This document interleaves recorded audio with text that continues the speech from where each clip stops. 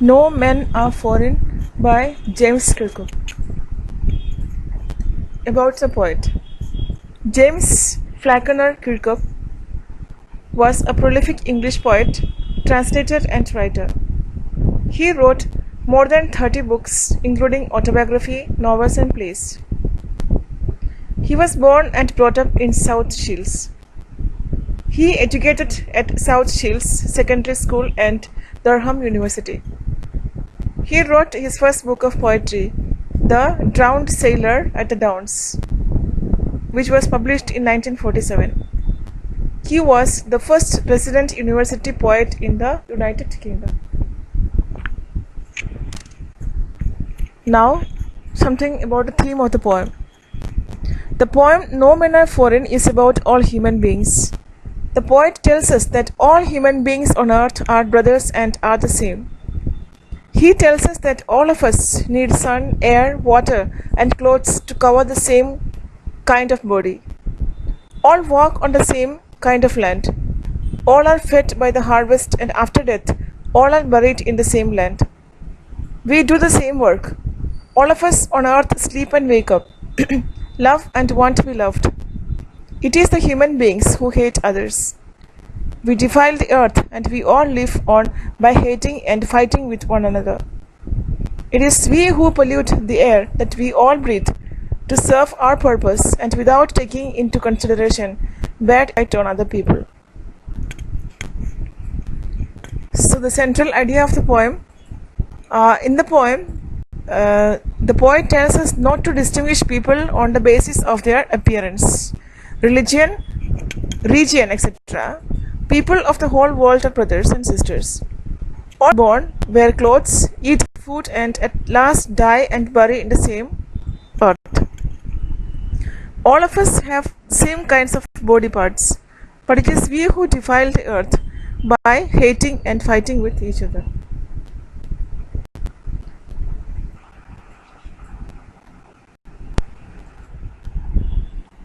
Remember, no men are strange, no country is foreign. Beneath all uniforms, a single body breathes. Like ours, the land our brothers walk upon is earth like this in which we all shall lie. The poet says that no person is stranger to us. There is nothing like a person being strange, who is not from our area or not from our native place. There is nothing like a country to be a foreign one that is not ours. There may be a difference in the way we eat, the way we walk, the way we talk and dress ourselves, but all these things still count to uniformity. We all are human beings. We may belong to different religions or castes. We may have different colors. We may speak different languages, but above all this, we are only human beings. All the differences can't matter or don't matter as we are brothers. We share a common land upon which we all walk. We all do our respective work. We all live and survive. At the end of our lives, we all shall lie on the same earth. Stanza 2. They too, aware of sun and air and water, are fed by peaceful harvest, by war's long winter starved. Their hands are ours, and in their lines we read a labor not different from our own. In this stanza, the poet says that they whom we call strangers or foreigners also use the sun, air and water as we do. They too are aware of them, and there is no difference in the way we use them. Thereby, the poet asserts that there is no foreigner among us. They get the crops and their eatables from the field as we do. They like peace as we do. During the war, even they have to face hardships, and they die due to starvation as we would also die. So there is nothing like foreigners because all the things are parallel. They use their powers of hands to get the things done as we do.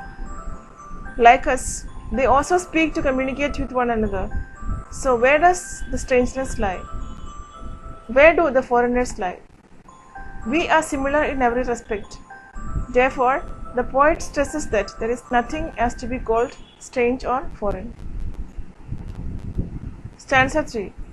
Remember, they have eyes like ours that wake, or sleep, that strength that can be won by love.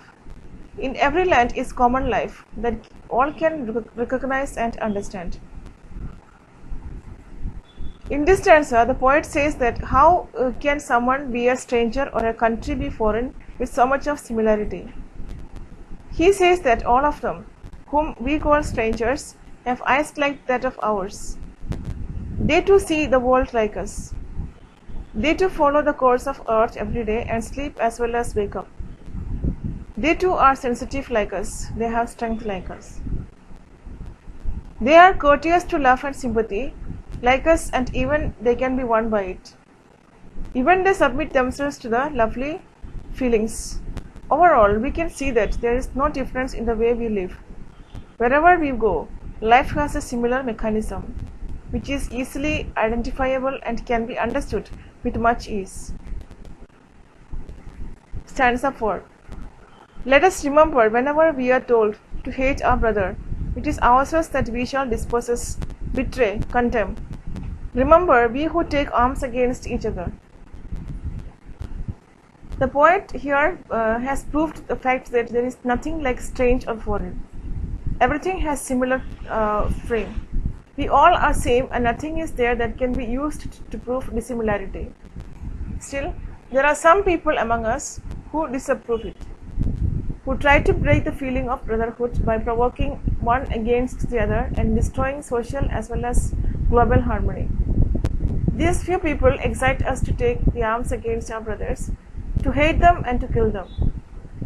And if we, in the fit of that provoking, do something wrong to our brothers, then we are harming our own spirits only. We are abusing our own serenity. Our brothers, whom we should align, are subjected to the misdeeds that we do to them. We just degrade our own charm, and this is a slap on the face of humanity. So the poet says not to commit any such wrong deed and not to degrade the humanity. Stanza 5. It is the human arts that we defile. Our hells of fire and dust outrage the innocence of air that is everywhere our own. Remember, no men are foreign and no country strange. Here is explanation. The poet further says that taking arms against our brothers not only pollutes our spirits, but it also pollutes the whole earth we live upon. The hatred, jealousy inside our hearts surpasses the good qualities and the innocence of the people.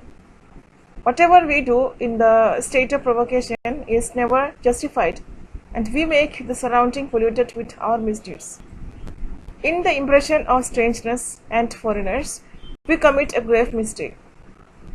We must not do any of the blunders under the false impression of possession and self.